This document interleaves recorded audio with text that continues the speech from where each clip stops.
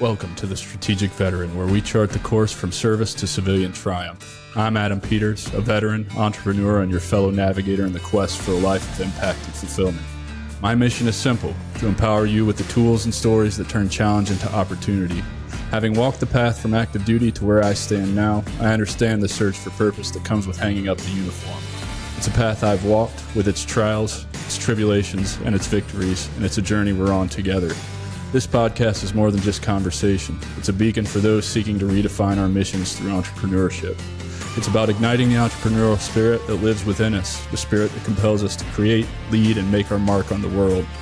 Here we connect with veterans who have built businesses, sparked change, and found their purpose in the marketplace of ideas. They're not just surviving, they're thriving. They've transformed their service into startups, their experiences into enterprises, and they're proof that you can too. So whether you're scribbling business plans on napkins or stepping into the arena of innovation, remember, you're not alone. You're in good company. So let's explore these stories of transformation and take the first steps together on our path to purpose. Let's begin.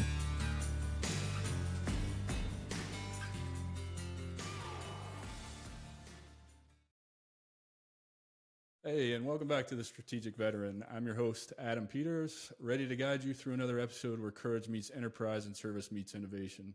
Today, we're diving into the life and lessons of Tony Towndrow, a veteran who has seamlessly transitioned his battlefield acumen into a thriving business that heals and empowers.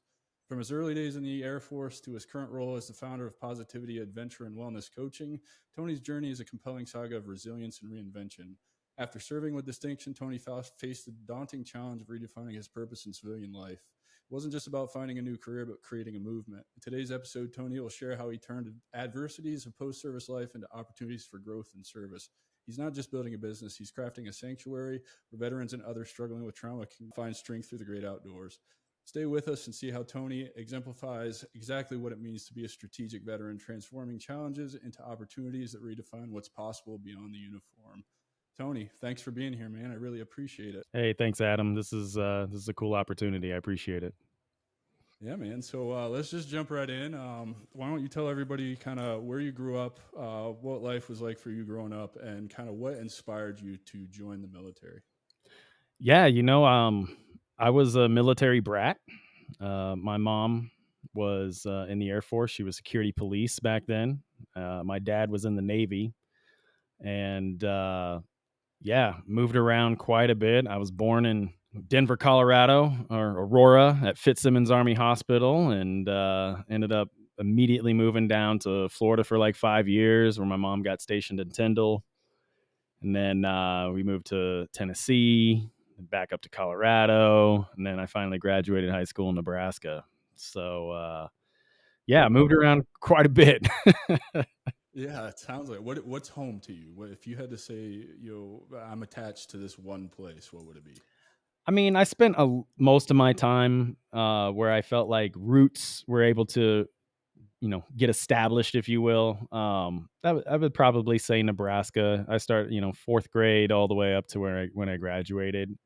But between kindergarten and fourth grade, I probably went to like 8 different elementary schools. That's insane. Yeah. I went to the same one, and then the same middle school, and then the same high school. So it's like that's not something I understand, but I can imagine.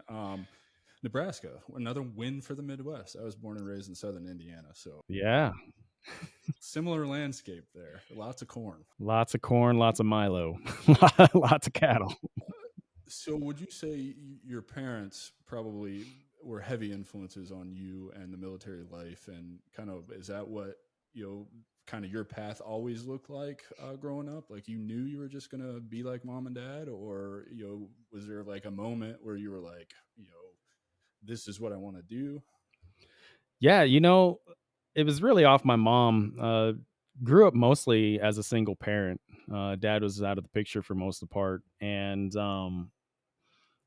mom was Air Force. Loved her journey through it. Really talked about it quite a bit, and I kind of knew that was the path I was going to take. I even tried to get into the Army because I was very interested in Army Rangers, and brought a recruiter home and everything. And mom was like, it was pretty embarrassing. She kicked that guy right out of the house. She's like, nope, nope, he's going Air Force. He's already dedicated. Thank you. And I'm like, whoa, whoa, whoa, hang on a minute here. So, but yes, Air Force is very strong in the roots. And then uncles and grandpa and stuff like that, they were in the military as well.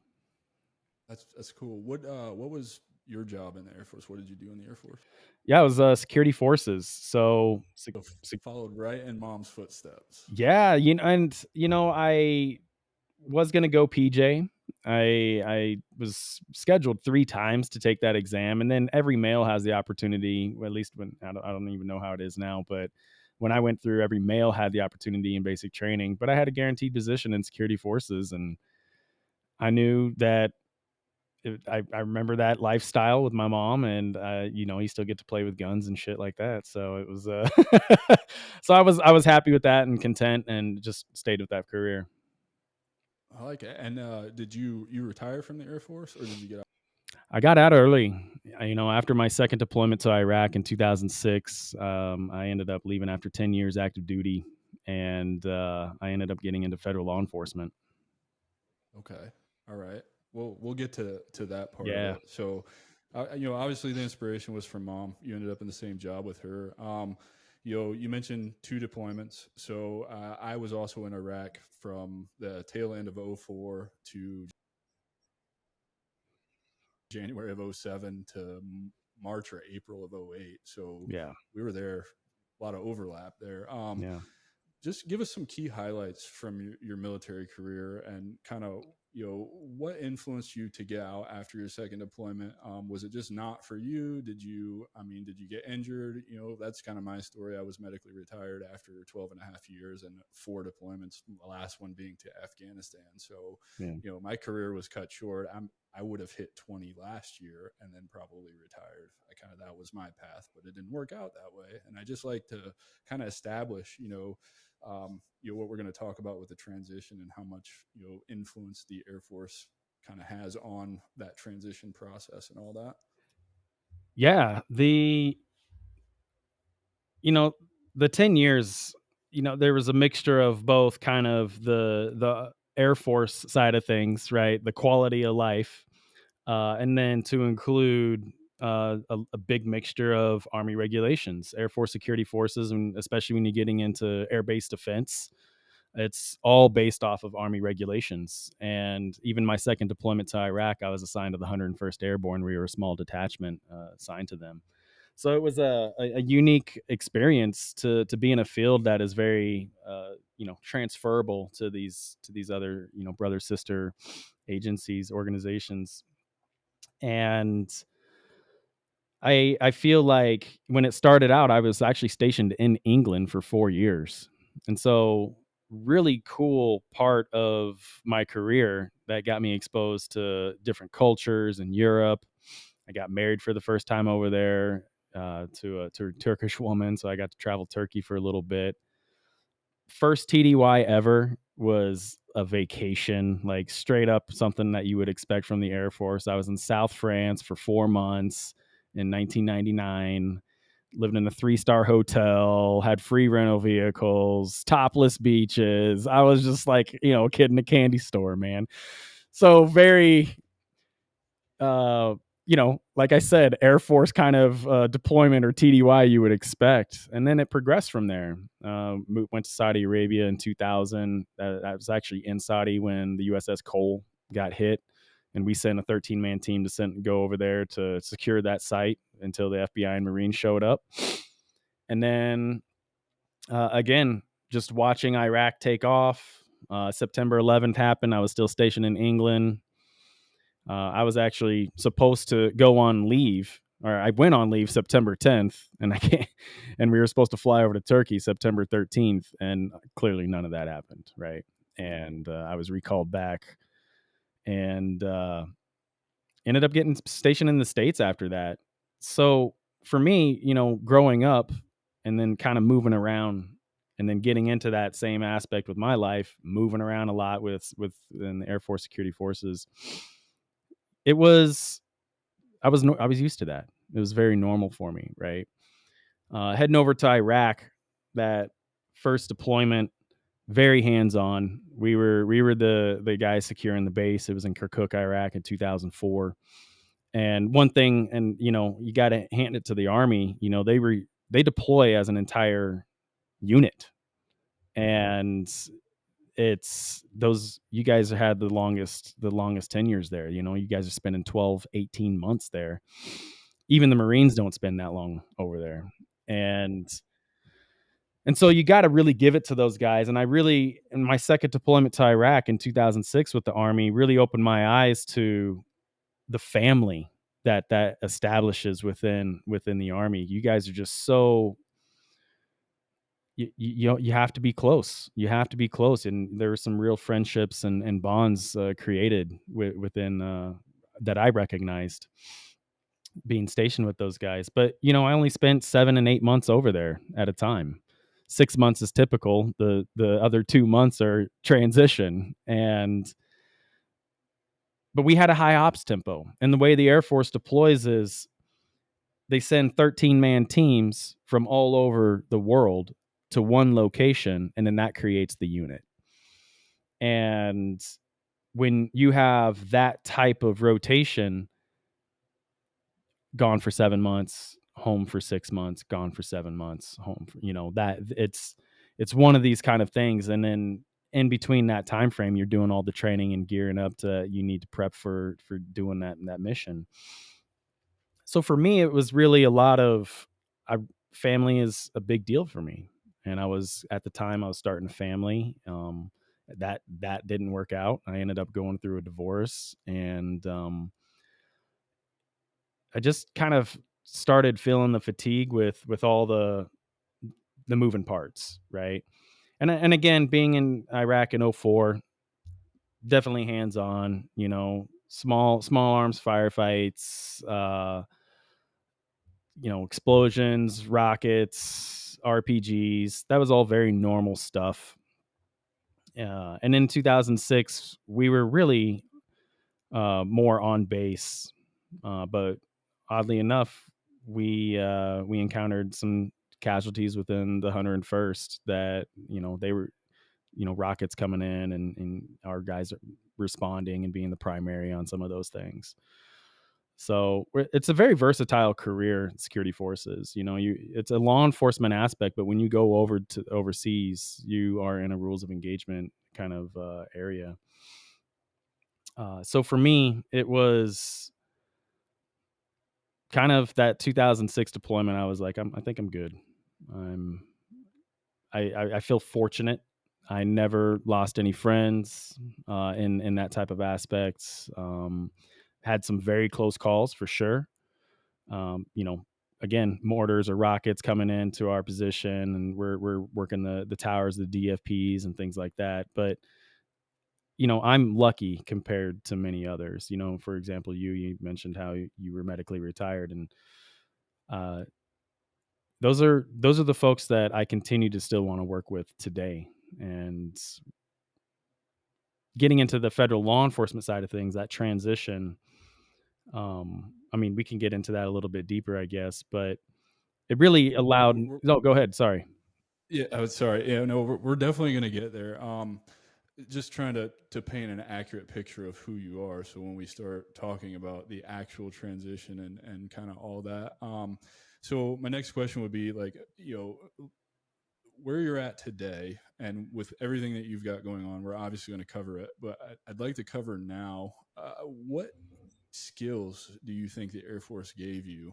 And not necessarily why, but just what key skills do you see from your time in the military, all the lessons learned, all the experiences, right, that you use on a regular basis? And the reason I ask this is because, the belief for me is the path to purpose, back to purpose for veterans, is through entrepreneurship. And in that, I believe that we spend our entire careers developing these high leverage skills that give us an advantage coming out of the military to the civilian world and into building businesses. And we don't realize we're building those high level skills. And so, a large part of my mission and a large part of my system to teach veterans how to do this is kind of pointing out those skills. So That's the reason I'm asking these questions, because I think it's very crucial.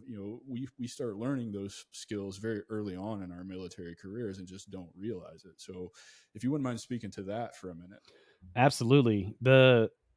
I think you're right. You hit the nail on the head here that the military, and I don't care what branch you're in, the military teaches you a vast array of skills that are transferable to this civilian world.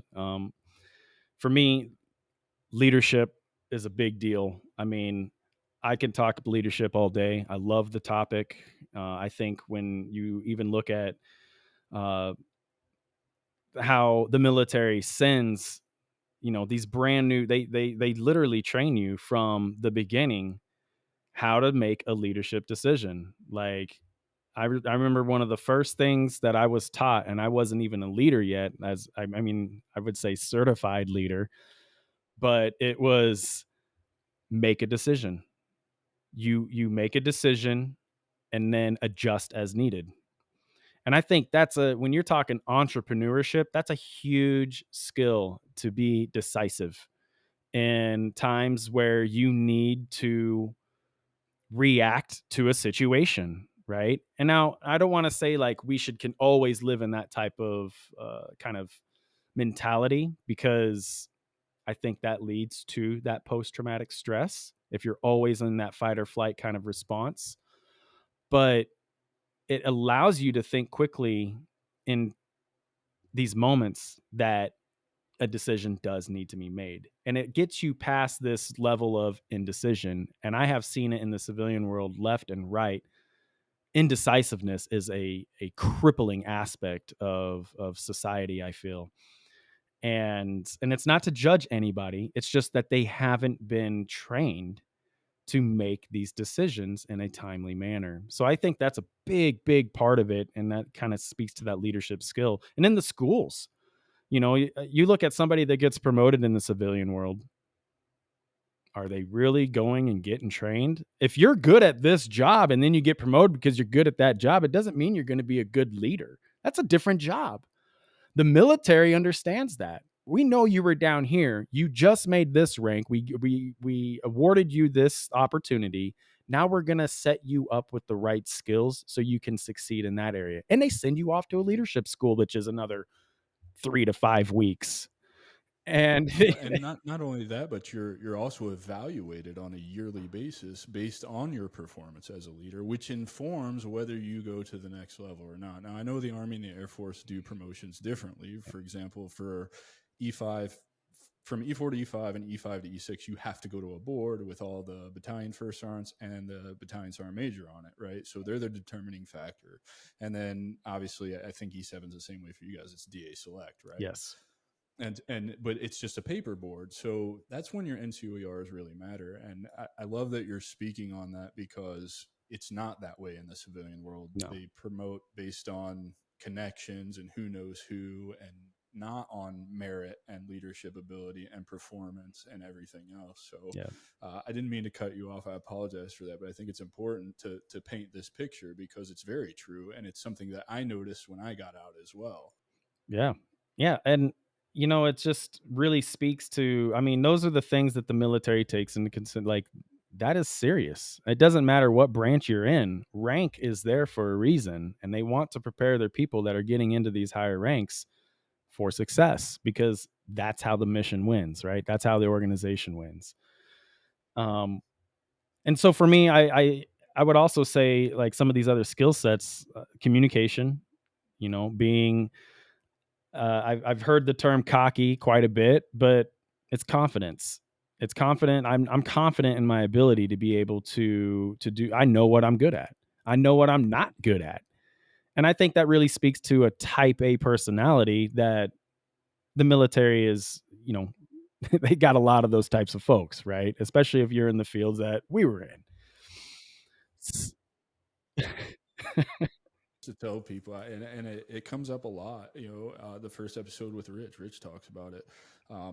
The infantry, particularly for the Army, I can only speak to the Army, but it's a vastly different Army than the rest of the Army. Yeah. It's completely different, and things are done completely I mean, it's still militarily done, wide, but the standards are stricter, and more is expected of you, and the consequences of bad leadership are higher, Yeah. right? And so, I love that you're speaking to those things. It sounds like leadership is probably your jam, right? Like that's the one skill that you're taking away from the Air Force. Yeah. I mean, because there's so many different skills. You hit communication, you hit problem solving, right? Yeah. Adaptability. You've talked about Risk all those, but management, risk assessment. right.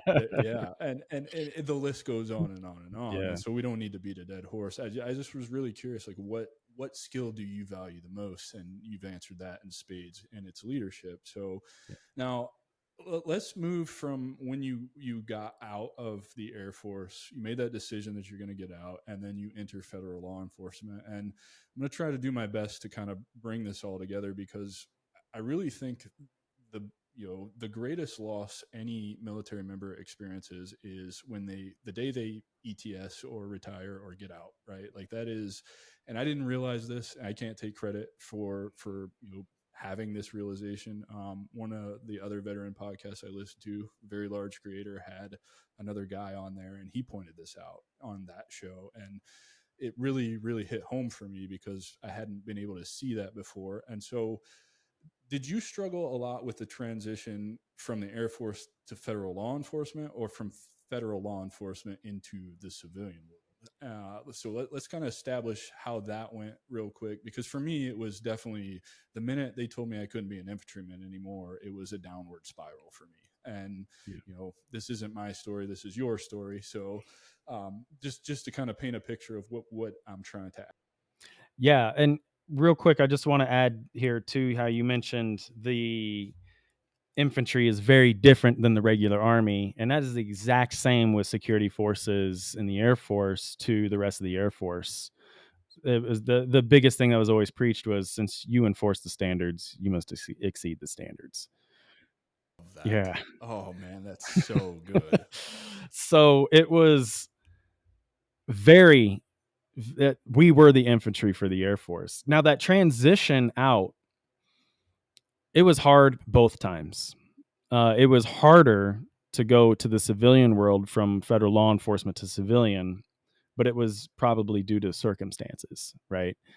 Okay, so this gives me a good starting point, and then this kind of so when you left the Air Force, immediately, what's the first obstacle you faced? What is the first thing that comes to mind when you think about, I'm getting out of the Air Force, I'm going into federal law enforcement? Dealing with kids.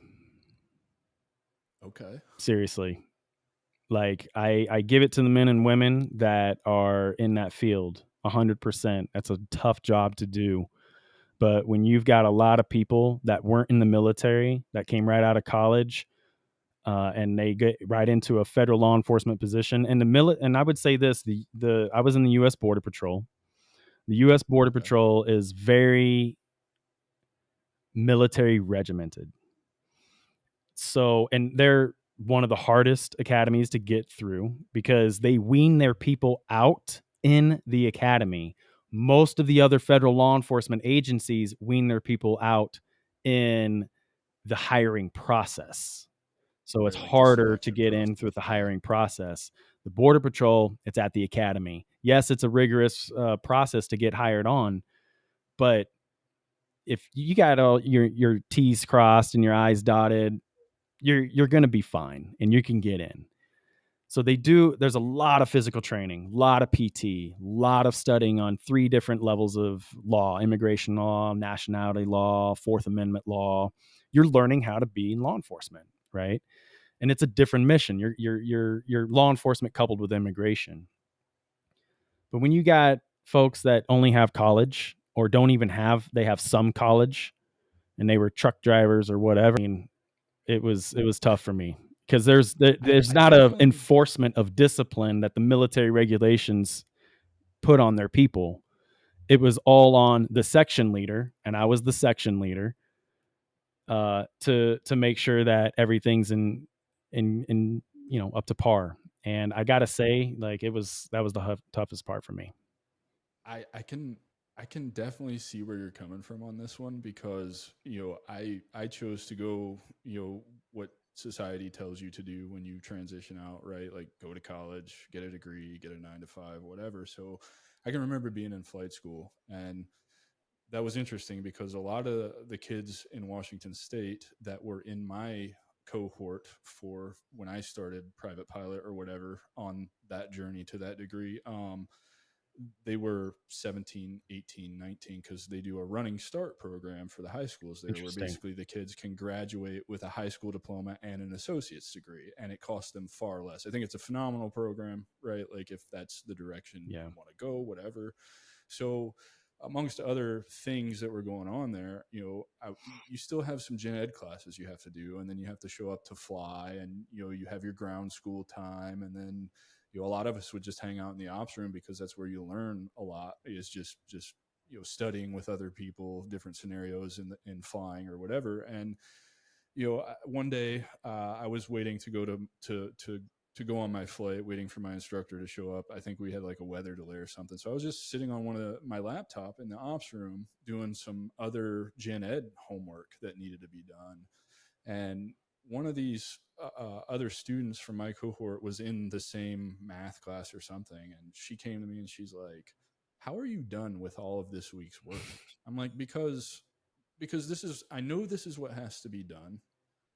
She unlocked it on the website so that I could do it. And so I value my time more than I value the pain of doing these homework assignments. Yeah. So I'm just going to do these. I think my schedule, like I would do all gen ed homework or any homework that I had access to on Mondays and Tuesdays. And then I would have the entire rest of the week to do whatever I wanted. And Yes. so it kind of made me come to this realization, like college isn't designed for people without life experience. And I think that's kind of what you're talking about was a challenge for you when you went to Border Patrol is, you know, there's this element of being in the military at 17, 18, 19, 20 years old versus going to college and partying for 4 years and then entering a professional Yep. workforce or something as regimented as Border Patrol. Am I right in saying that's kind of where you were going with that? Absolutely. Yeah, absolutely. It's one of those things where you can tell who was prior law enforcement and you can tell who was prior military because they just had their shit together. And I'm sorry, it's just I hate to put it like that, and I don't want to sound like this miser,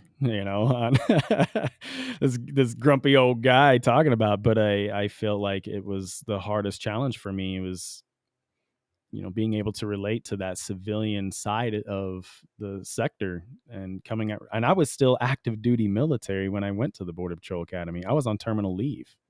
They could have called me back. So I almost went Yeah, back. That's because I was like, I hope I didn't make a mistake here. So right, it right. was a tough transition still. And it's still a regimented workforce. So it was, imagine going from something that's like that to nothing.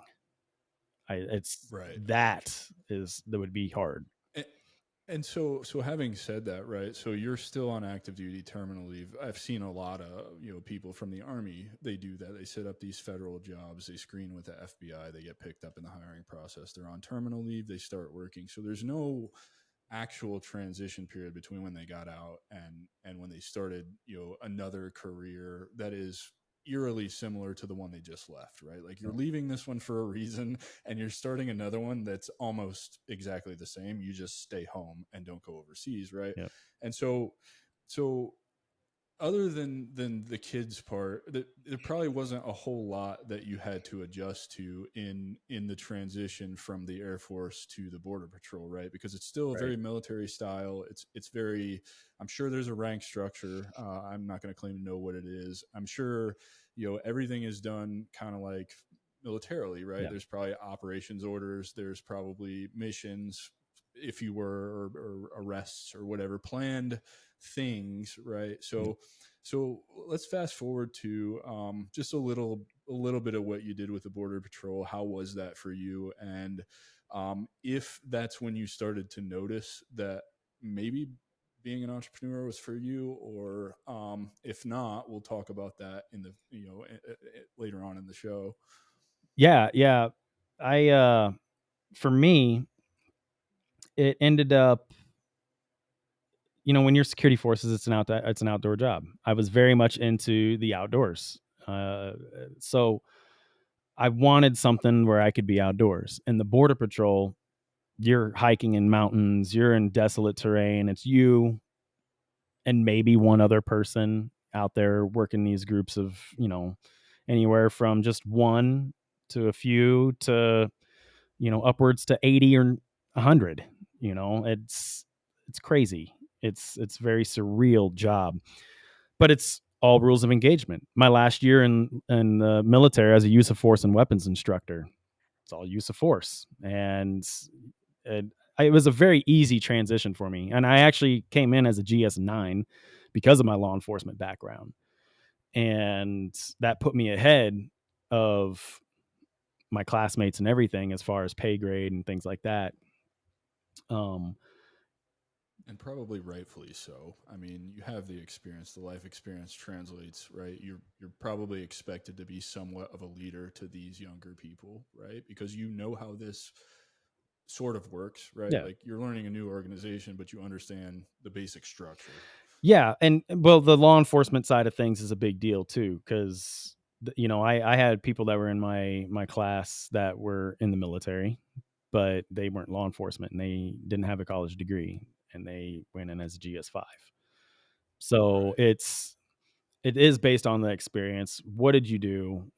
I went to court on some of my cases. Those were all things that they were looking for that. But when you look at how getting into the real world and how it works, I think that term cocky came out pretty quickly on me because I was, again, very like I was confident, and I was a use of force and weapons instructor.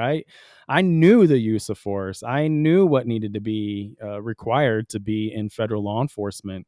I just was in law enforcement for the last 10 years. And then you're talking about tactics and working with an M4, two guns, small groups, like working in 2 to 3 man, little groups, and being able to move through terrain and using night vision and sneaking in on people to different like that. Yeah, dude, I've done that. Like that's not hard. That sounds fun, actually. Like, Right. and Yeah. that's what it Yeah. was. And I tell you, I got to say the story, um, because I had this level of confidence. The I was approached a couple times by supervisors. Hey, Towndrow, I heard you're kind of cocky. Towndrow, I heard you're kind of cocky.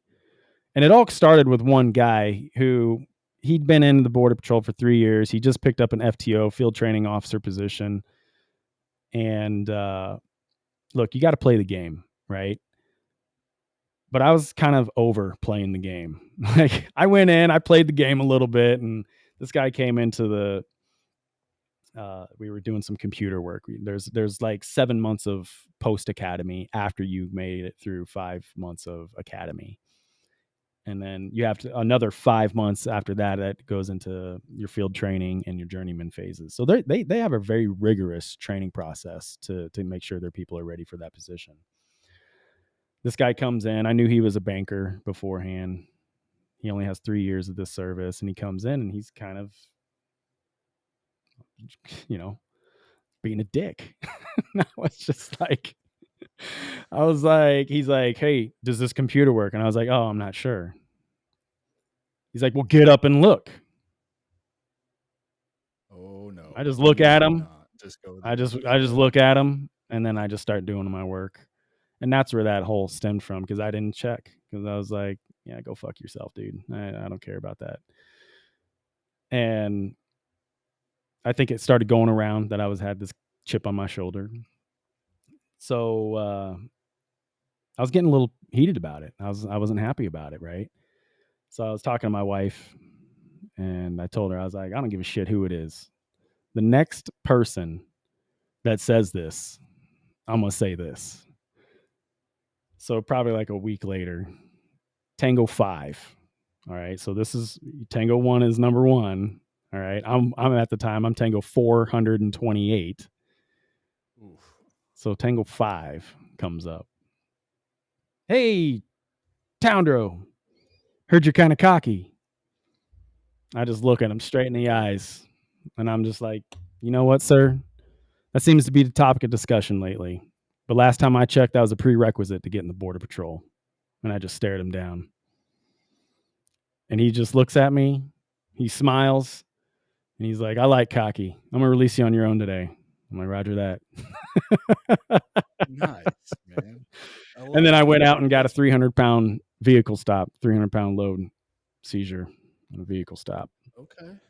The same day. the next day. The next Yeah. yeah, confidence, right? Right. Because walk the walk, talk the talk, Yeah. you I'll know. let my, and I was saying, I'll let my performance speak for me. I'm done talking. So great, And I think the man. military gives that So to you. it definitely, yeah, it definitely does, and that can also be, like you said earlier in the conversation, that it's, you know, it's also something that holds you back, right? I It can. becomes a dangerous tool, and Yeah. you know, while it's a high leverage skill, there is a fine line between what you were talking about, confidence and cocky, Yeah. right? And I think they're, to your point, easily mistaken, right? By not only outward but inward as well. You end up confusing yourself, and that's a dangerous spot to be in. And It's a so, great point. Yep. um, you know, so moving through the border patrol, I assume your career got kind of better after that, right? Like you're telling Tango 5 exactly how you feel, and then going and making a good bust or whatever. So um, what what ultimately led to the transition from the border patrol to doing your own thing? Yeah. That's what I want to get to, because I really want you to speak on the dark days of transition when you're Yeah. losing, you know, that sense of purpose and all of that, and then your path back to it. Well, I got to tell you, man, it wasn't easy. I did almost 9 years in the Border Patrol. I went into that field with what I called fatigue. I was, burned out, fatigued, and I was bringing home shit. And I have to say, like, going from the military and Air Force into the Border Patrol was like stepping out of the frying pan and into the fire. Like, you are very Border Patrol is a very tough job, and I hats off to those folks that can do 20 years in any service like that, because it's dangerous as shit, man. I'm sorry. You're just not gonna you see stuff in that field that no other regular law enforcement across this nation. Like, I have buddies that are cops, and we share stories, and they're like, man, fuck that. And I'm over here listening to them. I'm like, man, fuck that. And it's just a weird way to look at these things. But my career progressed. I brought this stuff over, and I was a very hands-on guy.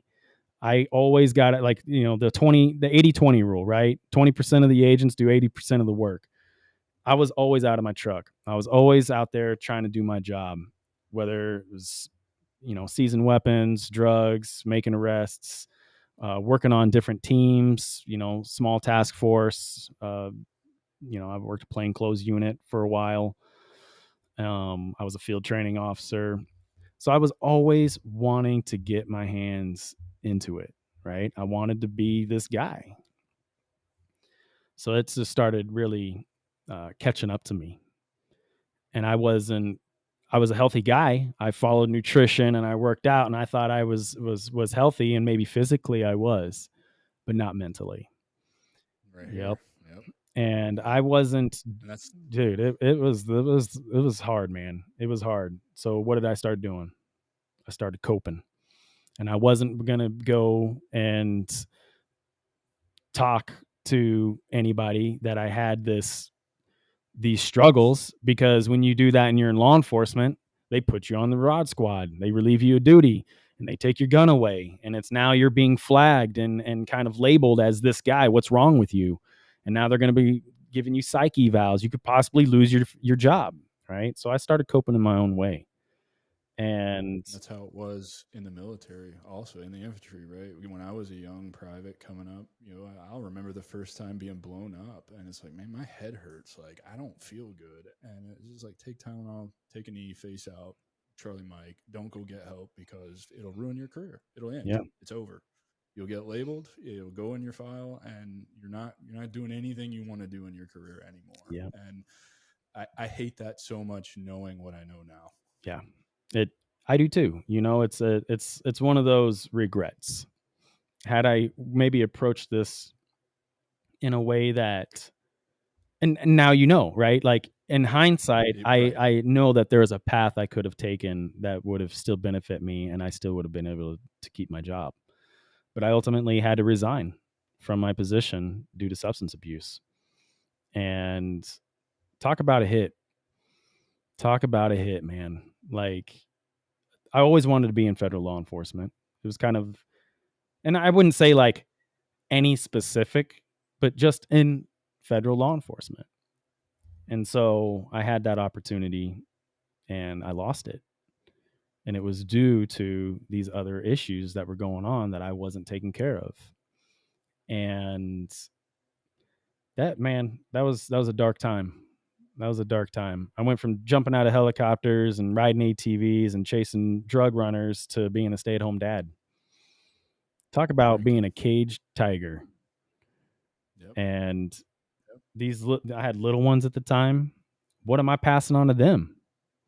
So those are very, very difficult things for me to go through. Um, and that actually, What was your no, go ahead. what was your main coping mechanism? What was it? Alcohol? It was weed. Really? Yep. I was not a drinker.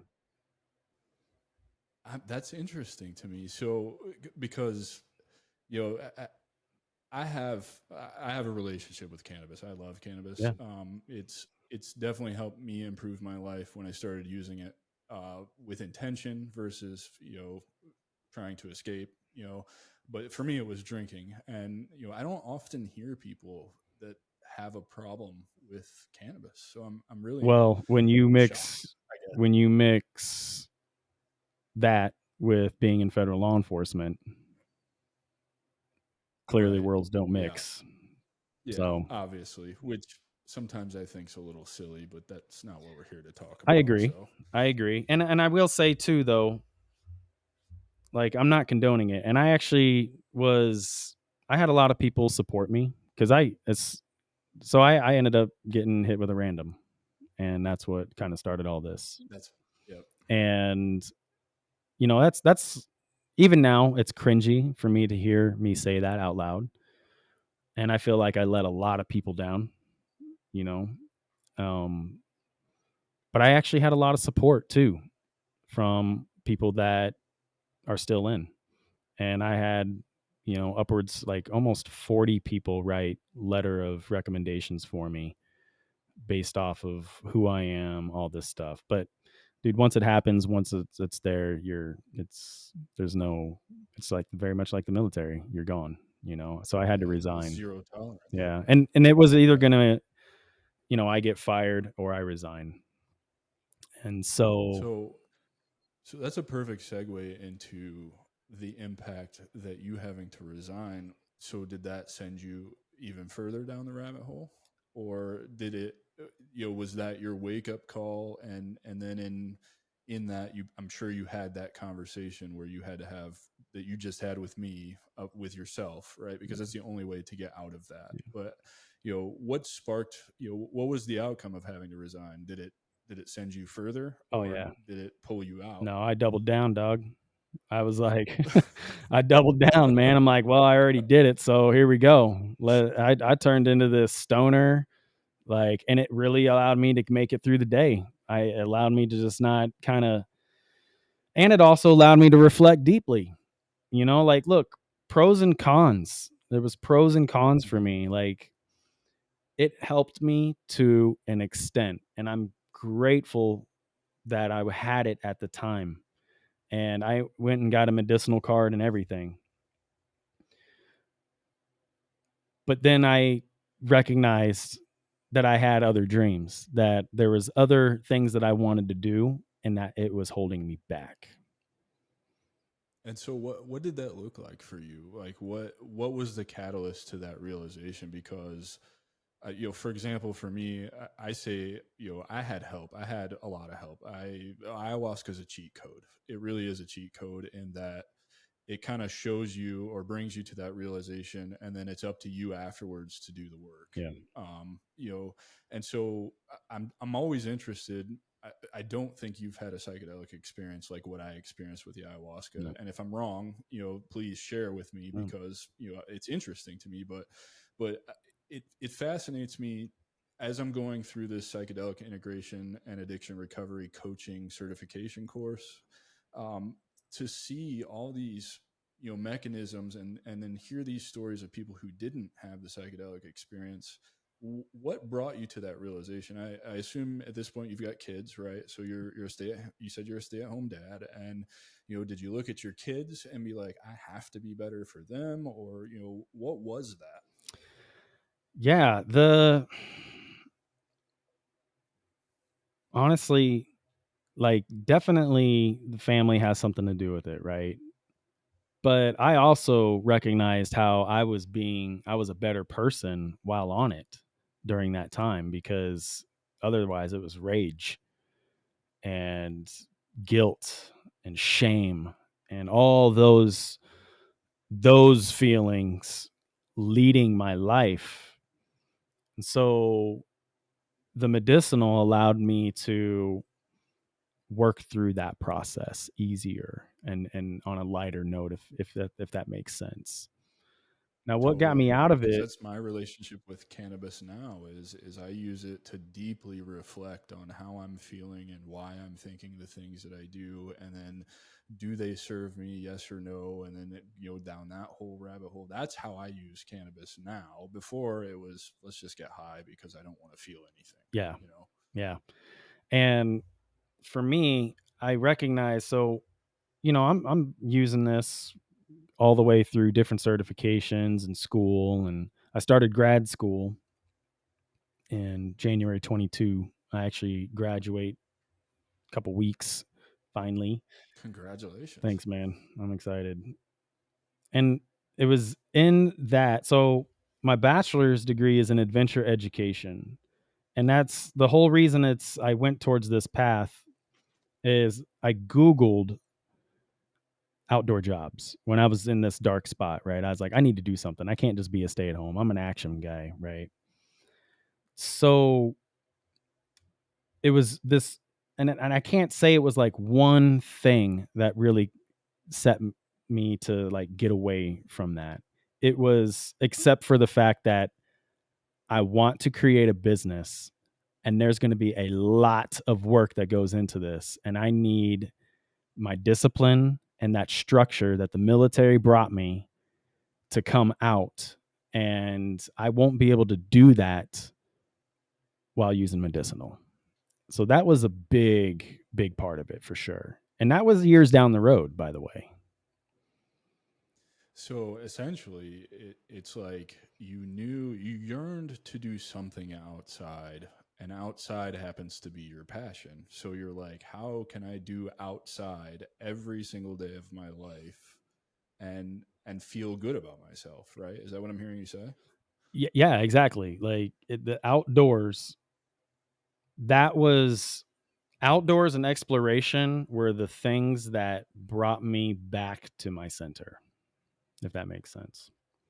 Absolutely. Yeah, it totally makes sense. So in that, was part of the degree teaching you about how you can turn this into a business, or did you just decide you wanted to turn this into a business?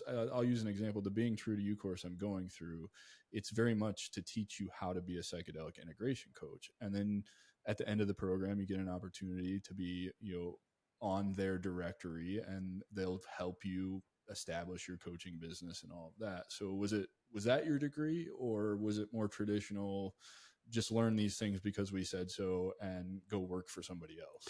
Yeah, so honestly, my degree, it's at Prescott College, and Prescott College is known for their experiential learning, learning by doing. Ah, I went to a similar school in Washington State called the Evergreen State Yep. University. I call it a choose your own adventure degree. Yeah, it's exactly what it is. And so how this whole idea stemmed up for me. Like I knew I wanted to run my own outdoor program, whatever that meant. So I got this when I went to Prescott College to finish my bachelor's, I was actually finishing my degree in exercise sciences.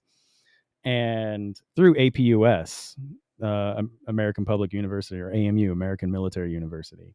Oh yeah. So, and I think a lot of people use that.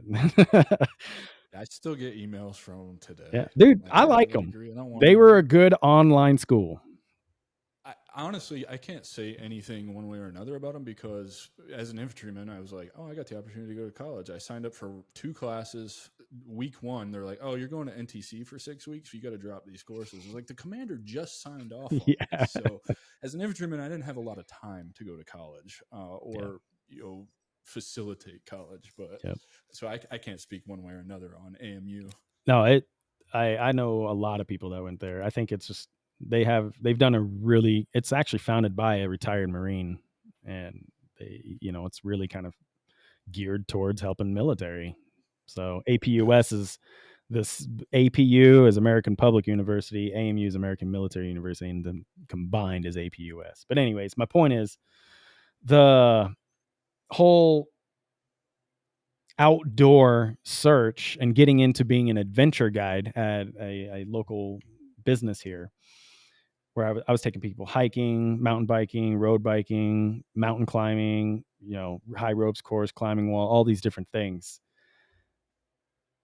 And I was like, I want to get into this field. Well, I have 38 credits left. Let me transfer over to Prescott College. They have an venture education degree program. I finished that in 7 months. I knocked out 38 credits in 7 months. And Wow. oh yeah, I was that let me know right there. All right, I'm motivated. That, I'm ready. I yeah, want to do just like you were saying. You knocked all this stuff out in the first part of the week so you can chill the rest of the time. I was like, I want to hammer this out so I can get to the next level because I want to establish my next chapter in my life. definitely. So after that, I graduated. I went to Knowles, National Outdoor Leadership School, kind of like Outward Bound, and I went on a month-long trip in Wyoming, the Wind River Range, and got certified as an outdoor educator with them. And that was an eye-opening experience because I was using medicinal at the time, but you can't take it to a school like that. And so I had to clean out for that, which was for me, it wasn't hard, but it wasn't easy either because you hit a certain point. And again, the group dynamics. By day 5 to 8, the true you is coming out. And if you're dealing with some shit and you've got other things going on, it's really hard to hold those things back, to not allow hunger and fatigue and constantly moving and group dynamics. And you're burning calories to go to the bathroom, like I lost 15 pounds in like 24 days, dude. And so the true you Sounds comes like a out, range. right? And I recognized there, I was like, I wasn't happy. I am in my zone. I am comfortable in these mountains. I love it. I'm not scared. I'm not intimidated by any of it. But I was just realizing I wasn't happy. Why is that? What is going on? What am I doing in my life that's making it so I'm not happy? I'm like, this is like one of the best experiences I could be on in my life. And it was a fantastic experience. But that's when I knew I needed to do something more. And I needed to even kind of pursue different routes towards therapy. And one of the things I ended up getting an A in that course. But one of the things I got dinged on hard was coaching. Was you probably could do better at coaching. And I was like, oh, that's interesting. I would think I was a good coach. But then so I took that and I say I took it to heart like, okay, I'm going to look at coaching. I'm going to see what I need to do to improve. in that area to make myself a better leader, an outdoor leader. And so when I started doing all this research on coaching, I was like, oh, dude, yeah, I'm horrible at coaching. Like, oh, yeah, wait a minute. Like, that ain't me at all. Like, I don't do that. I actually do it this way. And so it really actually exposed me and allowed me to like reflect and take it as a learning experience, become more self-aware, using these leadership skills that we teach and preach to be like, yeah, okay. And so I'm one of these guys like, oh, well, I'll prove you wrong type. So I was trying to prove myself wrong. And so when I was taking folks, I know this is a long, I'm really drawing this question out here, but it's not, No, it's it's great. This is awesome. This is important because we're going to get somewhere with this, and it's going to go to the next thing. This is exactly how it should cool, be. cool. So I get done with this course, right?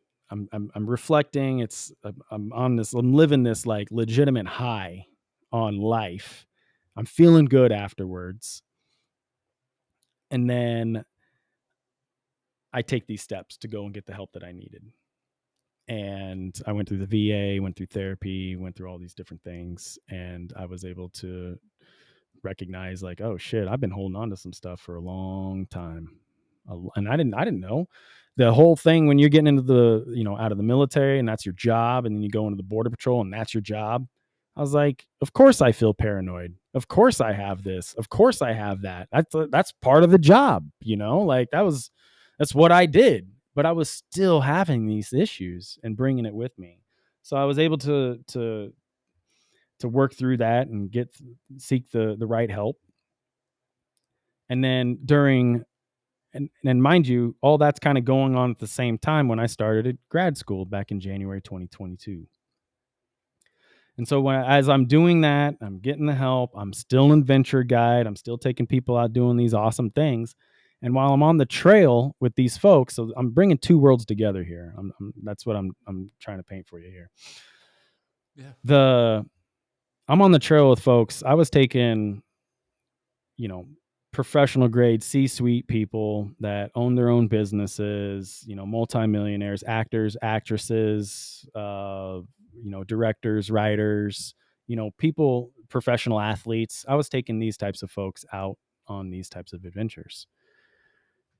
And what I recognized real quick was these folks are opening up to me on the trail. Like, I'm a complete stranger. I'm just a guide doing what I do, doing what I love. And they are opening up to me about real issues.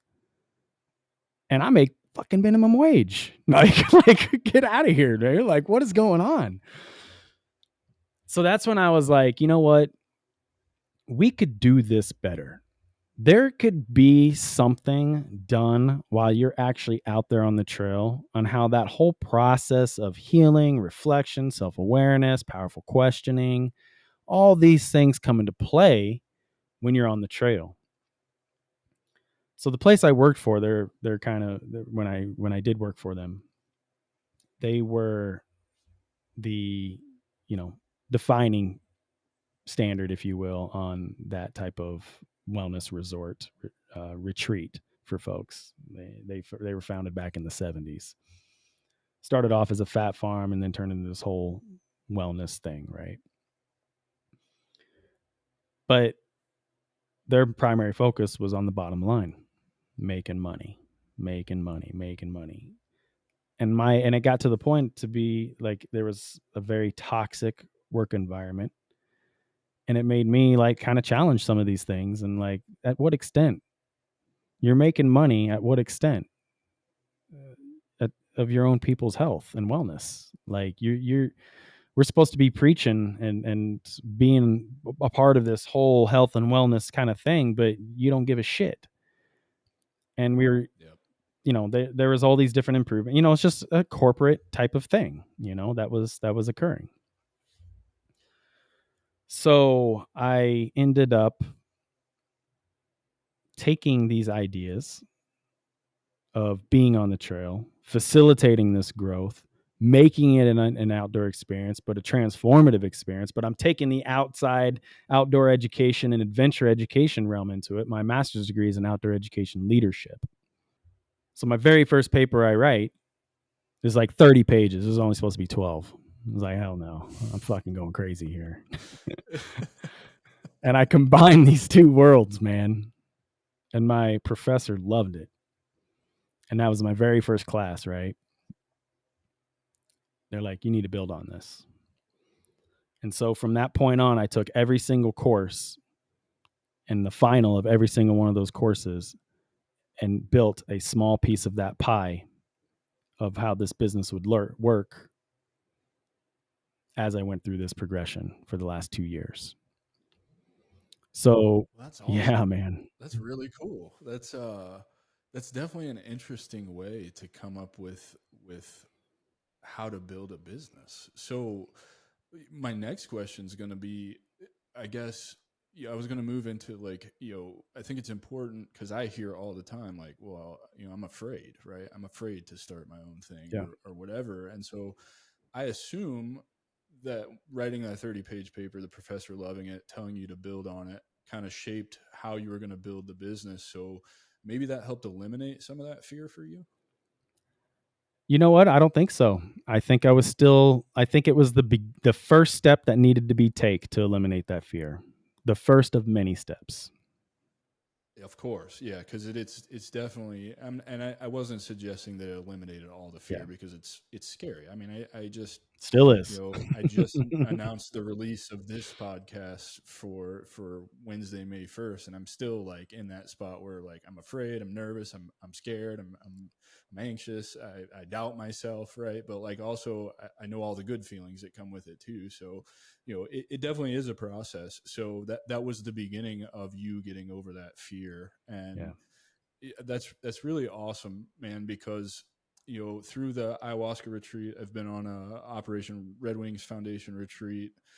So much of what they preach, and it's not preaching. I don't want to use that word because it's counseling. It's growth, but they talk about how important the outdoors are to your mental health. And taking that forward in my own life with my own routines now, I know that when I get out first thing in the morning and the sun is rising at like 6:37 here in Florida when I'm going out for the walk, and then by the time I'm back, it's way up. I know what that's doing for me because I can feel it. I can physically feel it, and mentally I'm clear. And so I assume that's a lot of what you were learning and writing about, and then combining the outdoors with that and doing research. Can you speak to some of the stuff you learned about what the outdoors does for our mental health and all of that? And then we'll progress into you building the actual business and where it's at now. Yeah, man. There's actually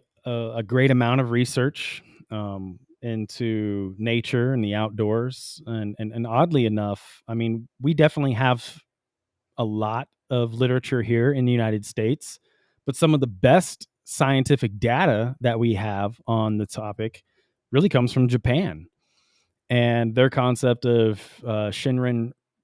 Oh, I'm gonna mess it up. Shinrin Yoku, something like that. I got to look it up now. It's gonna bother me. But anyways, the and that means forest bathing. And they started all this whole concept. It's actually culturally ingrained now, and they have data going all the way back to the 80s on taking people outdoors and just sitting them there for 15 minutes. All right, they assess their vitals before and they assess their vitals after. And then they went through all of this process and they have all this amount of data that shows how there's a reduction of stress and anxiety and depression, and even the vital signs, your blood pressure and heart rate decrease with, even if we're talking like if you're sitting there, right? If now, mind you, if you're exercising or hiking up a mountain, like a little different, right? Your heart rate's going to be up here, but they've provided a ton of data that really supports this. And so the United States, when you're getting into adventure therapy side of things, and that was really kind of a primary focus for me. was kind of this veteran first responder world, and then the amount of data coming in that supports this level of treatment for those communities. And so I couldn't get into adventure therapy because I'd need to get a counseling degree, but I could still take those and study all that stuff. And they have a new concept now through the Association of Experiential Education, who is the defining standard for adventure therapy. They're getting into a new program called Therapeutic Adventures. And I have some mentors that are part of all this group. A couple of my professors are in that group, and then even a guy I went and did um, a internship with the Association of Experiential Education, Aaron Leonard. He's actually passed some really good litigation out of the state of New York. And I don't want to say passed, but he introduced and then got it the litigation and laws to be passed to support veterans in those types of kind of therapeutic adventures. And the data that supports even just traditional based therapy of something that a veteran would go through, and we all know that the VA has now moved to something more of a digital side of things.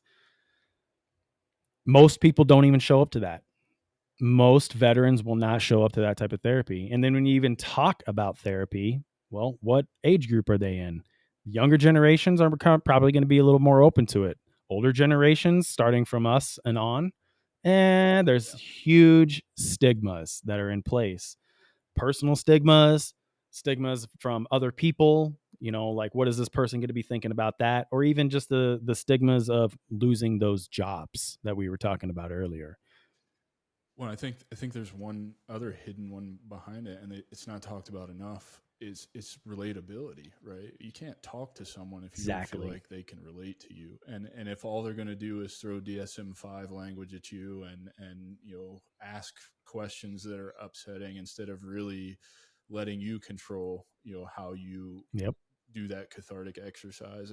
And that's the reason I pursued psychedelic medicine, to help me over going to the VA, because I just didn't want to be drugged zombie, Exactly. or I didn't have the time or whatever to go to their digital yoga class and their tai chi on the on the computer. And I'm like, this is silly. Like I think, and I think we're going to talk about this, but I think I was needing community and like connection to others who are going through what I'm going through, Yeah. and not so I think that's another big factor.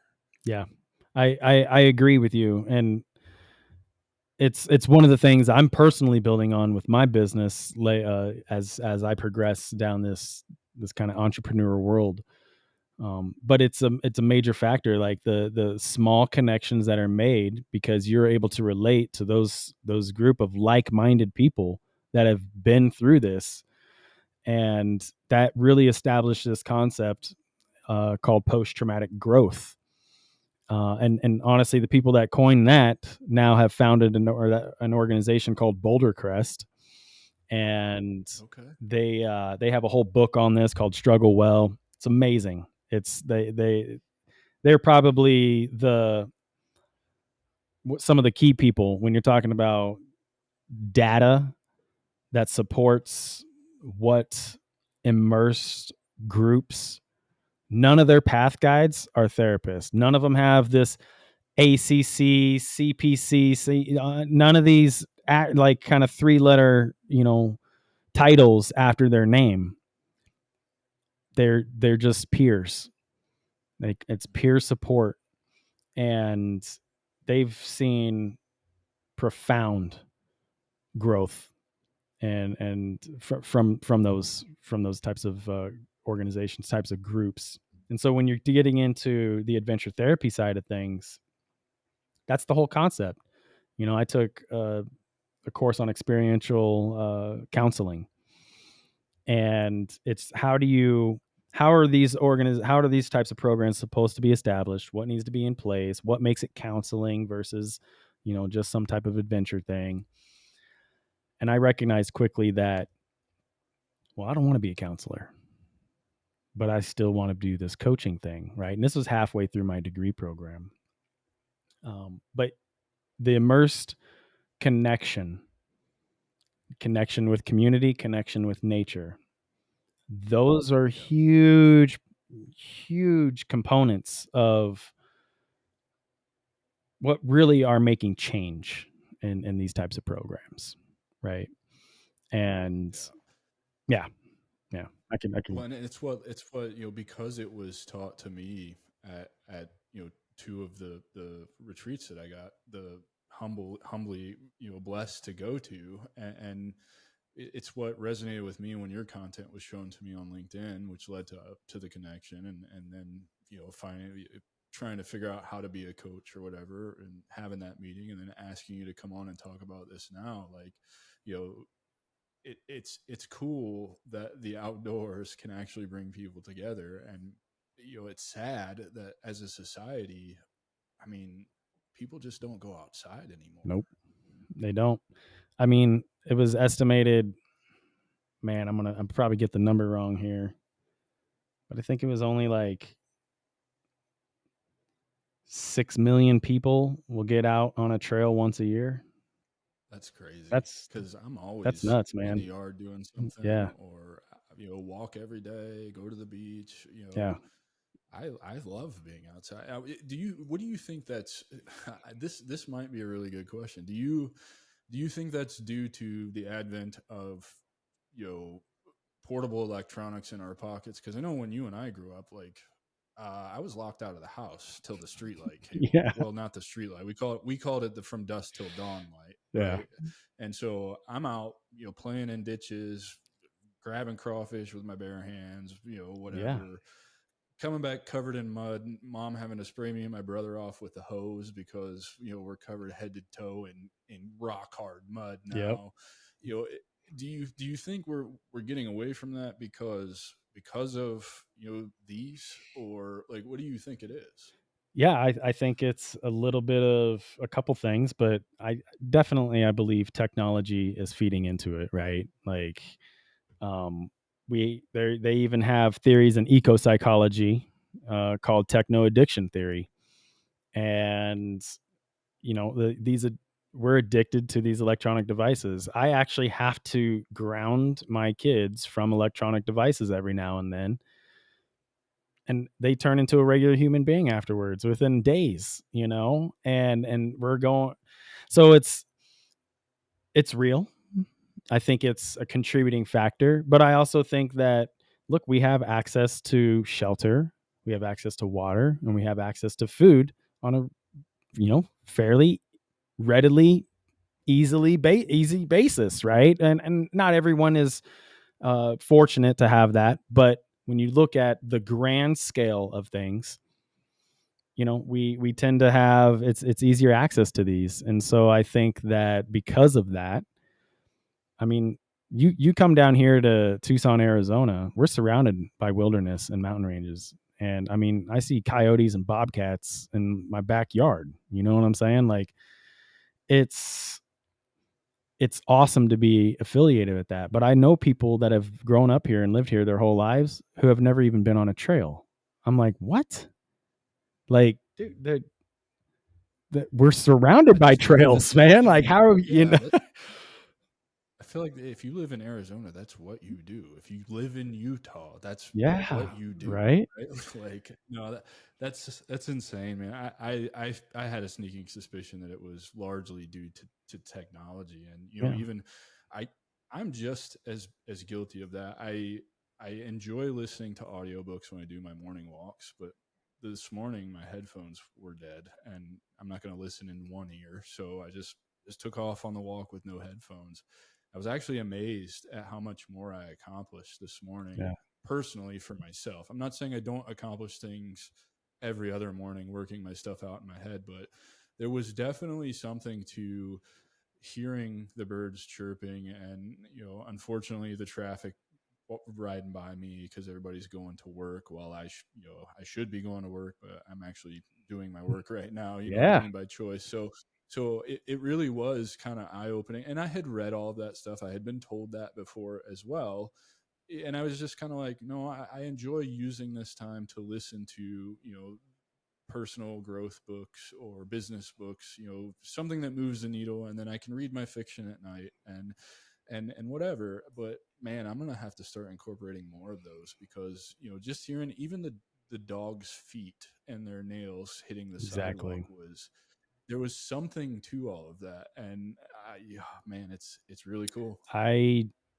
do not wear headphones when if I go on like a regular walk when it's like a sidewalk walk with my dog or something. Okay, I might sometimes have one, but if I'm hitting the dirt, nope.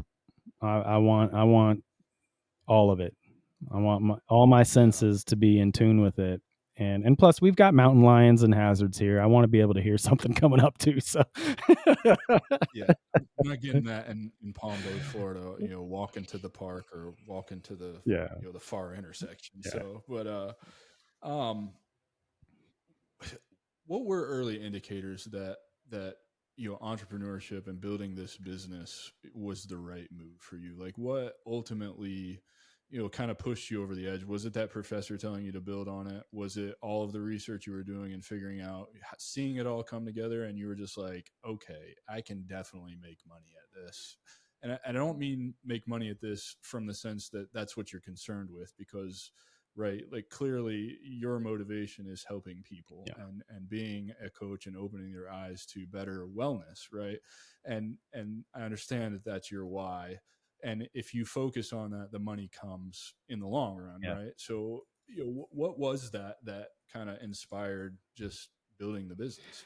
Yeah, so kind of stemming back to how I said I wanted to run an outdoor program. I actually applied to take over that department, and that's when I recognized there was a lot of games being played, and I was at that time I was diving into some of that, Simon Sinek, your why, some of this techno addiction theories, all this stuff was really kind of around that time. And I would say I was very theoretical maybe in my approach, but for me, it's only theoretical because you didn't apply it. Right. So, I ended up leaving that position because of some of the games, and I applied. I'm like, okay, it shouldn't be hard to get a job. And I've never done this before. Like, I mean, mind you, the transition from border patrol, I guess I kind of did. But any other time I've left a position like that, I've always set it up to where I'm falling into something. And this, I applied at like probably 15 different jobs, didn't even get an interview. And I'm like, what in the hell is going on here, dude? Like, this is crazy. I've got a background here. I am hireable, and I wasn't even getting an interview. So I went to this in this dark mode again. And I was still working on my degree, still doing all these courses, still trying to build this idea of what I wanted to do, combine these worlds of outdoor education and coaching, right? But I was like never really like dove into it like a hard yes until summer last year. And I ended up um kind of playing a victim on myself, just kind of being a victim, like poor me, poor me. And I ended up this quote came to me. I don't even know where it came from, man, but it was from the Shawshank Redemption, and it was get busy living or get busy dying. And I'm over here just waiting on somebody to find my value. Man, screw this. I'm doing this business. I'm not waiting anymore. I'm literally in a perfect transition and a perfect opportunity to just do it. Fuck it. Here we go. So I did it. That's I great. started diving in, That's man. so this is so good, because that's so much of what starting a business is. It's just like, I'm gonna do this thing. I have no idea how to do this thing, Yeah. but I'm gonna do Yeah. it, right? And so how did you take that first action? Like, because I know, I didn't know where to start. You didn't know where to start. That's the most common question I get when people do discovery calls with me is, hey Adam, how I want to be an entrepreneur, but I don't know how to start. And it obviously it's not one size fits all, but Yeah. what was it for you? You just took one little action that compounded into another little action, or did the professor and building on your papers and all that through your master's program, did that help inform how you were going to start? I think it was a little bit of both of those. Yeah, just making the decision in my head. Yes, I'm doing that. That was by far one of the biggest things I could have done for myself.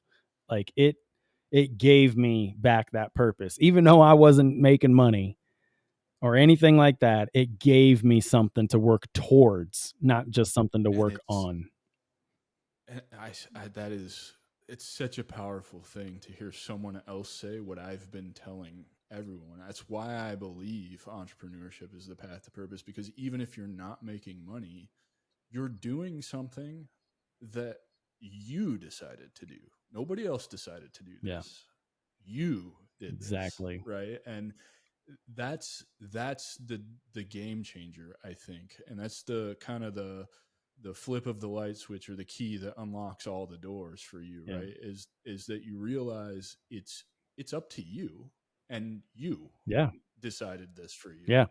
And kind of going back to some of that school stuff, I was in a position where I could, all right, well, I'm going to tailor all my electives to MBA courses, marketing, leadership, the ESG analytics, like going down this, how to act, what I need to actually have in place for this type of program to meet industry standards. And so I was like, Psh, I'm doing it. So I was able to, so it helped me, but I needed to make that decision for myself. And then I think a great starting point too was LinkedIn. Like I Yeah, decided super. like I'm just going to start posting. I've been taking a break over the last couple days, and that's literally so I can focus on my capstone and get everything I need to for this week. So I haven't really posted anything this week. Um I was wondering where your stuff was. I hadn't seen much of you. yeah, It's Monday, Tuesday, I always try to and make. then I'm sick too. Everyone in the house is sick, including my dog. So it's like this is Oh, a perfect pause opportunity. And I'm just going to take the week yeah. off. I'm not going to sit there and stress about it. But making the decision to post on LinkedIn, open up a little bit about my own struggles, right? Like I had to kind of like, look, if you're going to build a business and personally brand yourself to bring people, because, look, like branding and marketing, that is I'm sorry, like I'm not a corporation. I'm a small business. I'm personally branding myself. And if someone doesn't like me, then why would they even sign up for my services? So you have to personally brand yourself. That's like the new up and coming kind of marketing strategy, honestly. I think so too, because that's what I started. November of last year, a challenge to post on LinkedIn. I didn't even know what to post about, and I saw personal branding was starting to take off, right? Yeah, So, and then here I am building the strategic veteran, right? And exactly. it's I think what I resonate with what you're saying, because my name is on this, and I have this vision for this, and this community means so much to me, right? Like, I want to be sure that you all know what you're getting out of me when you come here, and the only way to do that is to just be myself. Yeah. Yeah. And I think it's the best. It's the best strategy, in my opinion. It's it's It so builds the good, because trust. it well, and you're not trying to right, like, even in the military, right? Like, we're all trying to be something that we're not, right? Like we are that, but deep down inside, you want to be whoever you feel like being in that moment, right? And compounded over several years, it kind of becomes your identity, and then you lose the military, and right? Yeah. Like, now I don't have any of that Yeah. anymore, and you're stuck back at square one, where you have all these feelings and all this, but by now your internal monologue has changed, the narrative in your head is completely Yeah. different, and so you have to rediscover who you actually are Yeah. again. And now all I can do is just share that I've been in those positions. I understand what you're going through, and be authentic in that I really want to just give you hope and show you that there's a better way. Yeah. And that's exactly the same. kind of concept that is bringing me into what I'm doing. And I've coined the term, sorry, adventure wellness coaching. Google it right now. My stuff's that is what comes up. And That's awesome, it's man. honestly That's because so I've good. created the website on that, right? But almost every single post, I talk about something with adventure wellness, adventure wellness, adventure wellness. LinkedIn has given me the SEO that I needed for building that Right. content. Even if it's the same thing over and over, I bring that in. But the point is going back to what you were saying is, had I known of a program like this before I went through all of my other shit, I would probably be in a different place in my life. I probably would still be in law enforcement, maybe not the Border Patrol, maybe a different 3-letter agency, but there's potential there. And it's not like I'm living regrets or I'm looking on the past. I'm just want to help folks. First responders and being a part of those communities is a huge value of mine. I'm a volunteer member with our local search and rescue team. It's all volunteer, but I have to show up all the time for training. I have to show up for calls on a whim, if I can make it. It's because I share those strong values of making an impact on people's lives and on those communities.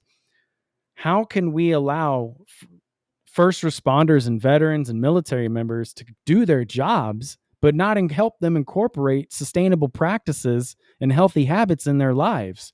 We're doing real shit.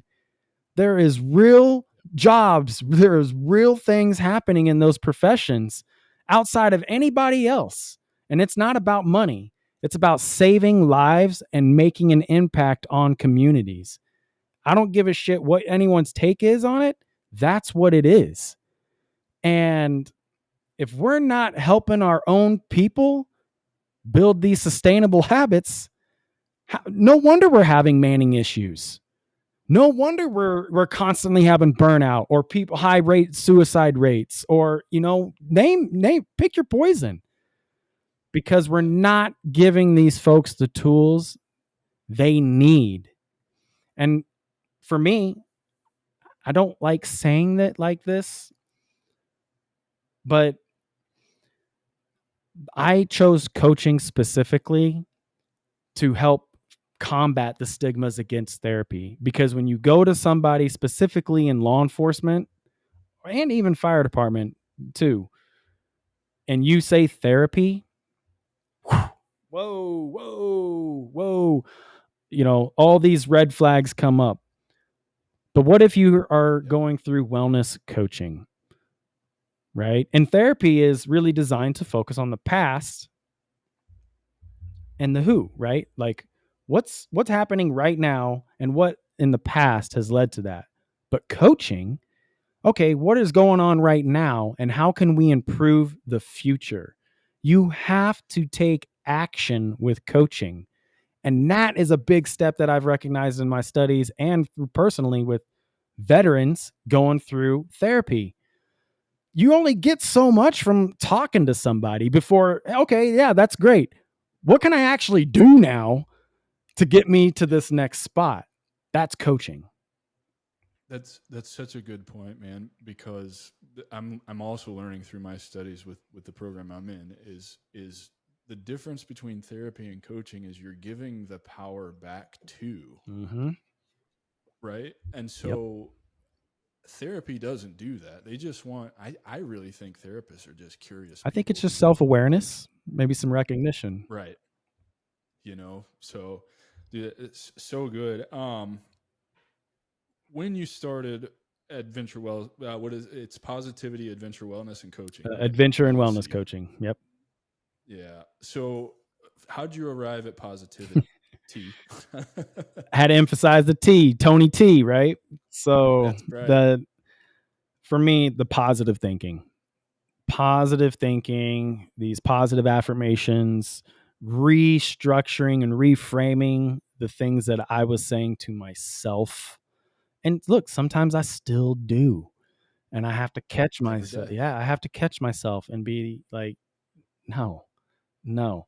So that was really the The idea difference behind this it. time.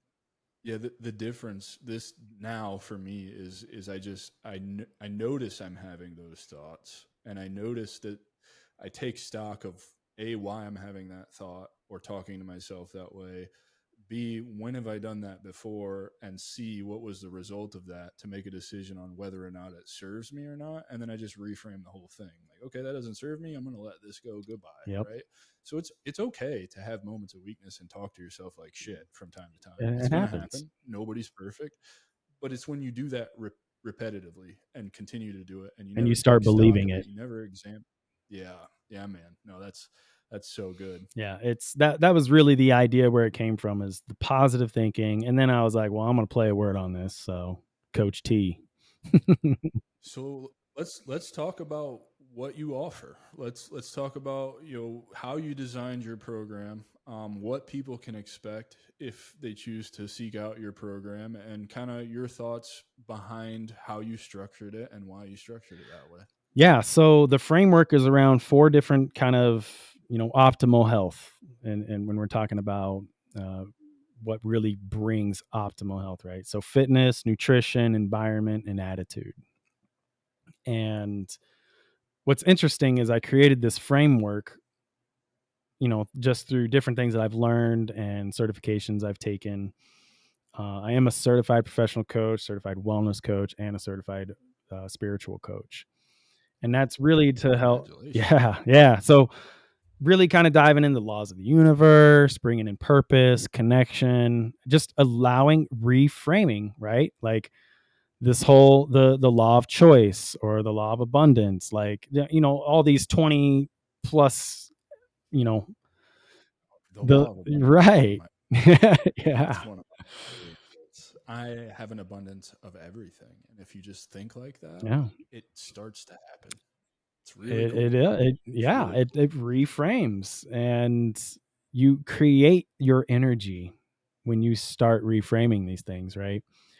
So I really focus on those four pillars, and I offer kind of two different kind of services, like an in-person.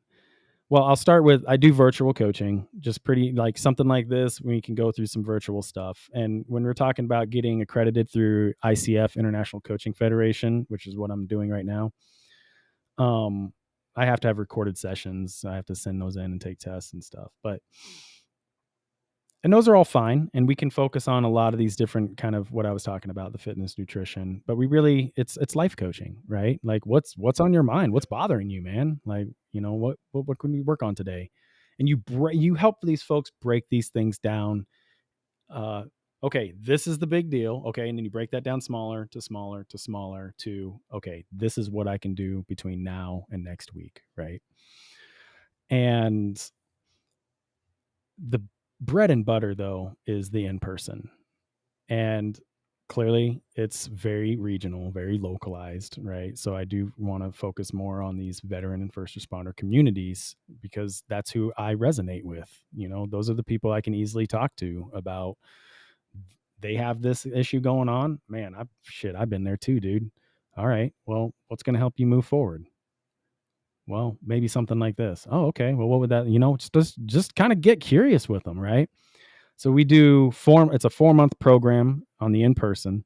We do 2 sessions a month because I'm really diving into these folks that have real jobs. Their careers. They've got other work to do. So let's just meet up twice a month. First one is a virtual session, second one is an adventure-based session. We will go out and we do hiking, walking, we can do some road biking, some mountain biking. I will eventually be incorporating climbing in. Starting off, the insurance was a lot. It's a lot. Yeah. Oh So yeah. Yeah. There's a lot of liability risk yeah, and there. I actually, my wife had to talk me out of it. She's like, I just think you need to do this until you get more of a revenue coming in. And I was like, well, you're probably right. Fine, fine. You know how the You military say guys, you that. want to do it Yeah. right, like. Yeah. Yeah. Yeah. Yeah. So, but I will eventually get into single pitch climbing and doing some stuff like that. And when I'm out there with these folks, I base it on what are they going through, our previous sessions, what are some of our discussions, and I pick these different locations. I have had a client where they were going through a lot of stuff, and I was like, you know what? We don't need anything hard. We need something that's going to bring connection. And they didn't know that, but as soon as they got out there and we were surrounded by all these different bloomings and water and everything like that. How did you know that I needed this trail? How did you know which trail? So So you're doing some kind of intake, so you get like a baseline of where these people. This is gold right now, just so you yeah, know, because this is what I'm learning for the course that I'm in, right? So you're doing this intake and you formulated these questions, so you really care about the experience that you're going to craft for these people. It's not just some generic show up. We're going to go on a 15-mile hike through this trail, no, enjoy it, right? Like you are actually listening to these people tell you in their own words what is going on with them, and then making an assessment and building a plan around that. That's super powerful, because if I need to just sit on the bank of a river and fish with you and talk, I'm not going to get shit out of a 20-mile hike. I'm probably going to be more pissed off and not enjoy it, yeah, right? yeah, and then that's the thing with coaching, right? You can't. You're not giving anybody the answer. You're allowing discovery to really kind of take the lead. That's heuristic coaching, right? Allowing the person to discover what it is they're learning. So I let them choose the event. What do you want to do? And then I choose the location based off of everything that has come into play. And took that takes time for me to, I spent 6 years out in these mountains. So in different parts of the year and different environments. So you learn over your own experience, this is probably the right trail for this person. That's so cool, Yeah, man. That is so freaking. I'm gonna have to come to Arizona and just go on one, dude. because it sounds like so much fun. Yeah, it's a gym down here, man, and I love it. I love the. We've actually got a very unique. There's a reason why the University of Arizona really focuses on biology, because we got a unique uh, environment down here. So what are your core principles or philosophy? What's your mission statement? What give us a little insight into what drives you forward to doing this every day. Yeah, it's really focusing on folks that, again, veterans, first responders, but anybody that's dealing with burnout. When you look at corporate burnout, that's serious, that's real. So anybody really kind of going through these issues that needs to reconnect with something more than human, reconnect with the real I world. love that. And so Oh man, that's so connection, yeah, powerful. that's a big part of this program for sure. Well, and so you said at the beginning of the call you had noticed the camaraderie that goes on between the army, right? Like when you were with those army units, and so I bet what you're finding with a lot of veterans is you're giving that back to them in Yeah, spades through what you're doing, and that's so important, yeah, because if you look at you mentioned Japan earlier, that's a lot of blue zone stuff, longer life, and that's what they all have in common. All the blue zones yep, across the world, I think there's 7 of them. The key to living a long life is surrounding yourself with a community, yep, and having the positive. Obviously there's a lot of other things, the way you eat, and being outside is a big one, big huge one. They find all these centenarians, they find that they all have some kind of gardening practice, or yep, they the Japanese call it the ikigai, yep, right? Like the yep, purpose. What is their purpose? And you know I think with what you're doing, with what I'm trying to do, we can live really long lives helping people and providing community yeah, and whatnot. And that's why I love what you're doing so much, because I love being outside. I used to be pretty jaded after the army, and thinking that, like, I did all the hiking I need to do for the rest of my life as an infantry guy, sure, right? Like I did all the camping I need to do for the mm, rest of my yep, life. And the camping one, like, I like my creature comforts, so yep, maybe here and there. Be really cool to go to the desert and look at the stars. I'd camp for that, Yeah. but not interested in camping in humid Florida woods anymore. I'm So, the same way. If I'm going to um, go camping, I don't want to go to some campsite where there's 15 other families around. I'm good. yeah, I'm by myself Yeah. somewhere. I Yeah, want to be in the yeah, middle for of sure. nowhere. Um, given all that you're doing, it's just you running your business, That's right? me. Like this is all 100% you. So, what are your practices? What helps keep you at tip top mental health while experiencing all the challenges that come with running this business? And I know I can't even imagine what challenges you accept HSA now. Yep. You've got some really cool things going on with your business. So I know with that comes a lot of challenges, a lot of pain points trying to figure that stuff out. Is it just being outside for you, just going on hikes? Is it that simple for you? No, no. Definitely, I've got to incorporate. I've got to practice what I preach, right? And mindfulness is a big aspect of this program. So I incorporate yoga and stretching and meditation, being alone, going out into nature, and being again no headphones. Like there's sometimes I Yeah. really want to listen to this book, but I'm like, no, nope.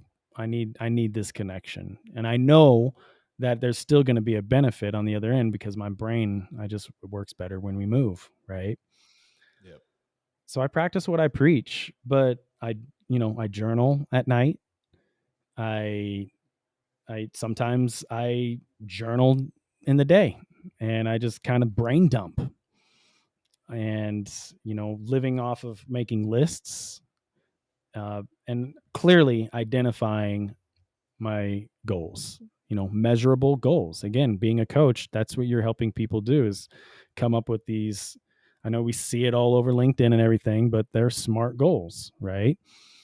And that's real. Like it's not just words and it's not just bullshit. Oh, I know about SMART goals. Okay, but do you have them? And I have my SMART goals out, right?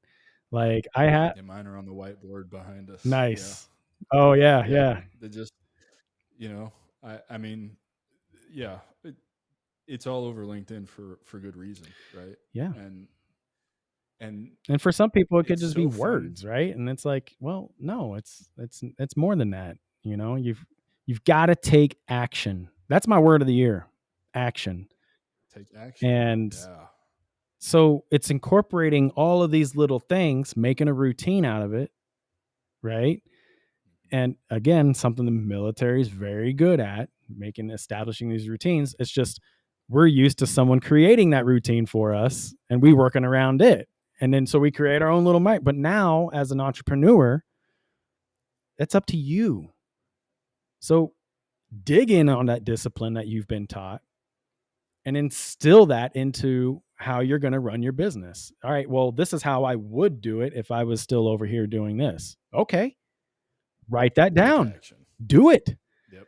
Turn it into an op plan. I have an operations plan, a business plan, an emergency evacuation plan, a risk management plan. I wrote all of those things.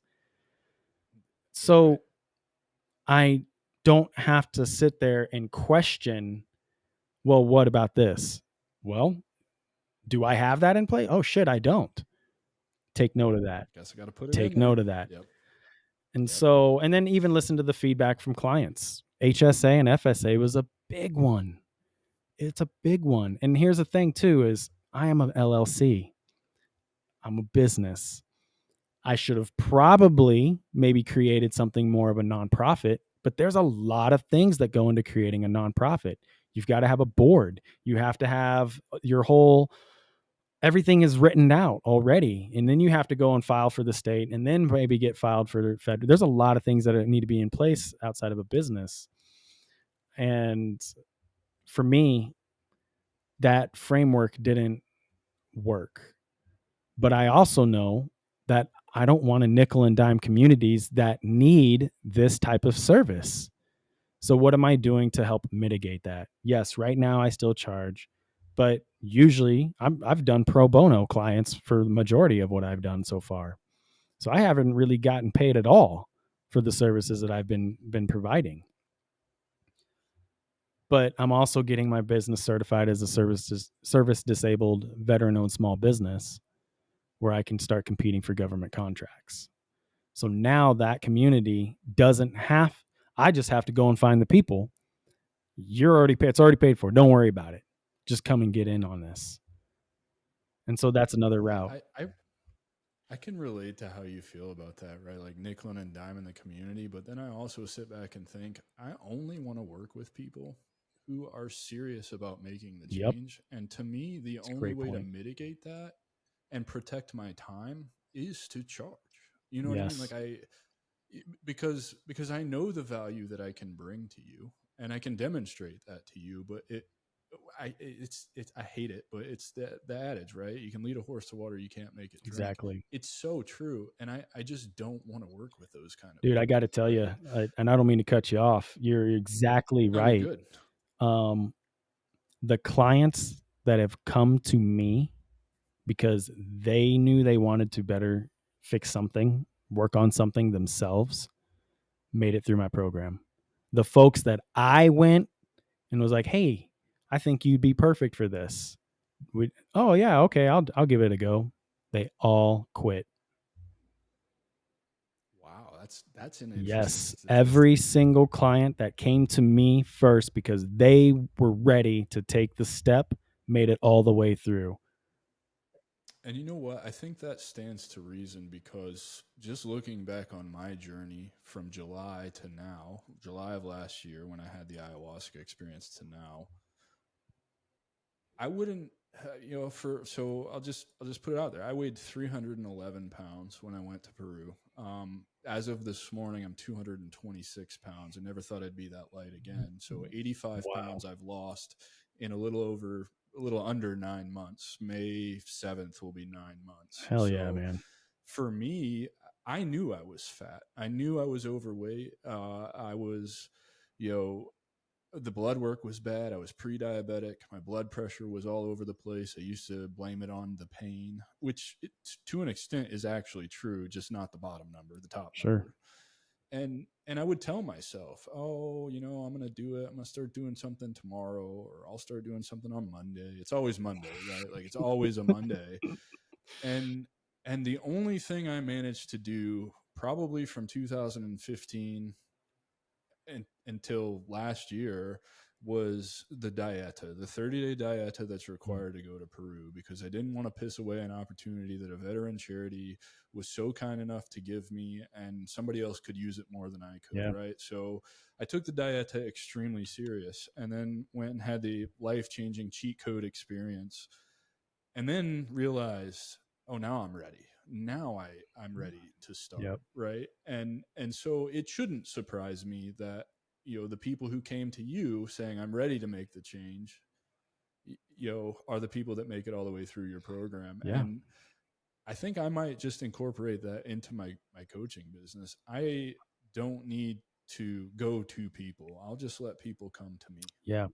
And because then it's out there. Like, I'm not shy about saying don't contact me if you're not ready to do the work, because I promise you that. No, and Go I was ahead. just gonna say, and I don't think that's not even including like networking and what you need to do to just even get the name out there. That's different because Right. hey, I'm gonna have the talk with you. I'm gonna motivate you. I'm gonna share my story. I want to bring you in to this opportunity for change, right? But you've got to be the one Right. to do it. I'm not going to be like, oh, seek you out and ask you to join. I'm not doing that anymore. Yeah, and I totally agree. And I wasn't trying to say like you have to do the work Yeah, here, right? But then you're going to have to do all the work that is required of you to build anything, and it's a lot of work, it man. And is. then you have to learn delayed gratification, and you have to have the growth mindset. And if you don't have those things, and you're not willing to do what it takes to acquire at least those two Yep, things, you're not going to be successful, that's right? true. And starting off is the hardest. It's so hard. It really It's is. Yeah, you're fighting with so my many mentor different told things, right? like just like not having a clue, not knowing what you don't know, right? Like first it was, I don't know what kind of content to post, I know I just need to post. Then it was like, I don't know what to say to these people because I'm commenting on these people's posts who don't resonate with me. Okay, well maybe I should go find something that resonates with Yeah. me. And then it's like, okay, well, what am I fucking selling? I don't even know what I'm selling, right? And then it's you meet people through that adaptation, right? And they kind of light the way a little bit more for Yeah. you, and then the idea starts to take shape. And I think that's like an important thing for people to know, because there's no right or wrong answer on where to start or how to build or how to do it. There are certain things that you just have to have in order to do it, and without those things and the ability to go acquire those things, you're not going to build anything. Yeah. You can sit there and plan and think about it all day long. You could have the best plan in the world, but without taking action, it's not going to happen. And Yeah. And I think it, I'm yeah, guilty of me those too. things. I sat around for 8 fucking years of my life watching every YouTube video on blogging or you fucking name it. I thought I got to have a plan. No, fuck that, dude. Just Just start. start. Just start. Because that is really the Um biggest step that needs to be taken. You're over there and you got this plan, and it's just like, well, some people are really good at planning and they're just not good at starting, right? That decisiveness.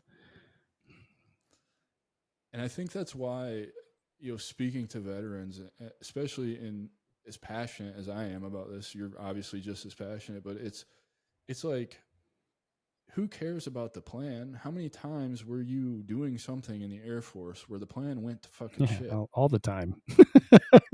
Every time, right? I think Japan once had a quote back in World War II, is like, you think you can beat America until their plan goes to shit, and then they're so unpredictable, you have no idea what's going to happen. You can't win Yeah. them, That's and adaptability. it's true.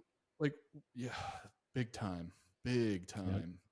Because y- you you have you have these like little stepping stone moments or whatever, right, where you find some success or you get a small win and you celebrate a little bit, and then you get, I call them higher level problems, right? Like the problems you didn't know could possibly exist. You have no idea how to tackle these problems. You have no idea even what these problems are doing to hold you back, right? Like it's just so unknown. And so then you just talk to people who are a little bit further ahead. You seek those Yep. people out and you get some answers, and then it gets more clear, and then you level up again. And then before you know it, you're releasing this show and trying to make sure all your email automations are set up so you can collect email addresses, and you didn't ever think you would get there. You know what I Yep. mean?